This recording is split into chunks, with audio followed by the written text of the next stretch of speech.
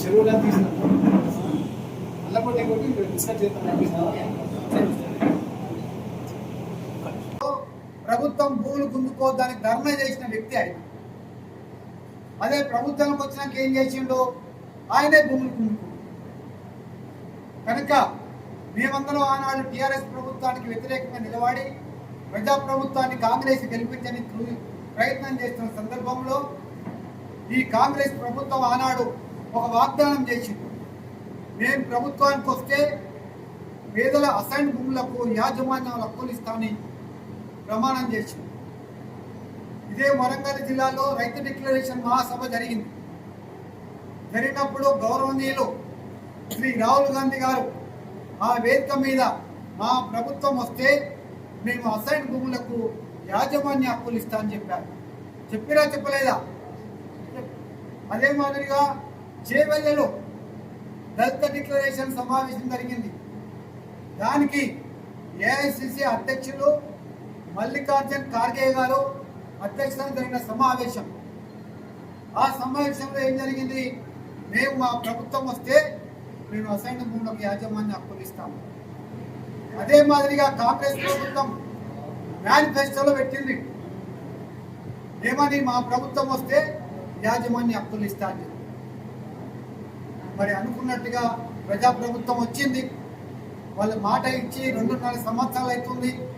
కొంత పని విధానం జరిగింది. ఆలస్యం కావద్దని మీరు చెప్పిన మాటనే వాగ్దానం నెరవేర్చమని కాంగ్రెస్ ఇచ్చిన భూములే యాజమాన్య హక్కులు ఇవ్వాలని మా నినాదం. కాంగ్రెస్ ప్రభుత్వం పంచిన భూములే యాజమాన్య హక్కులు ఇవ్వాలని ఈ సమావేశం ఏర్పాటు చేయాలని. కనుక 2 నినాదాలు: పంచిన భూములకు యాజమాన్య హక్కులు ఇవ్వాలి, భూములు లేని వారికి భూములు ఇవ్వాలనే నినాదంతో ఈ తెలంగాణ భూరక్షణ సమితి ఏర్పడ్డది.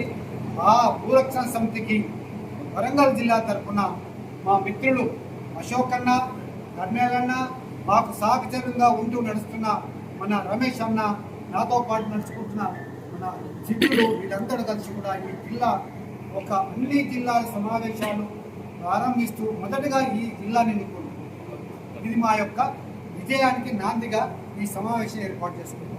జై భీమ్, జై.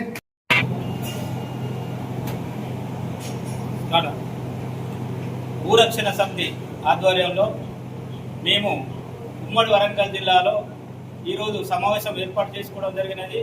ఈ సమావేశం ఉద్దేశం ఏంటంటే, భూమికి హక్కులు కల్పించాలి.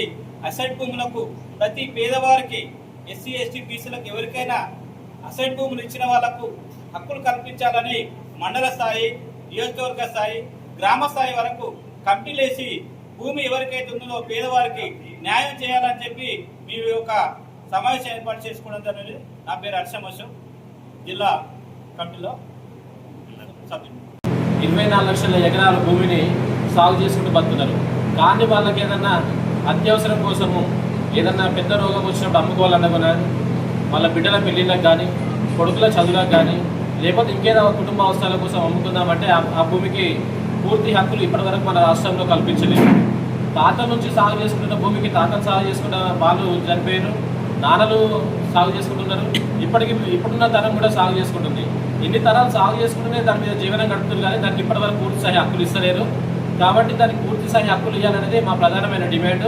ఎవరైతే పూర్తి స్థాయి హక్కులు ఇచ్చుకుంటూ ఎవరైతే ఈ రాష్ట్రంలో నిరుపేదలు ఉన్నారో, ఒక గుడ్డ మూల్యాలు ఉన్నారో, వాళ్ళకు కూడా అసైన్ భూమిని గుర్తించి వాళ్ళకు కూడా భూమి ఇవ్వాలనేది కూడా మా ఉద్దేశం. దానికోసమే ఈ భూరక్షణ సమితి ఏర్పాటు అయ్యింది. ఈ ఉద్యమం అనేది ఖచ్చితంగా అసైన్ భూములు పట్టాలు ఇచ్చే వరకు కొనసాగుతూనే ఉంటుంది. ఇప్పటి వరకు రాష్ట్రంలో ఉండేది. ఇది జిల్లా స్థాయిలో కూడా మనం తీసుకుపోయి జిల్లాలో ఉన్న వాళ్ళకు కూడా నాయకులకు కానీ, మండల స్థాయి నాయకులకు కానీ, గ్రామ స్థాయి నాయకులకు తీసుకుపోతే ఉద్యమం అనేది బలంగా ప్రజలకు పోతుంది, ప్రభుత్వానికి అర్థమవుతున్న ఉద్దేశంతో మొట్టమొదటిసారిగా ఉమ్మడి వరంగల్ జిల్లాను ఎంచుకొని ఉమ్మడి వరంగల్ జిల్లాలో ఇలా మీటింగ్ ఏర్పాటు చేయడం.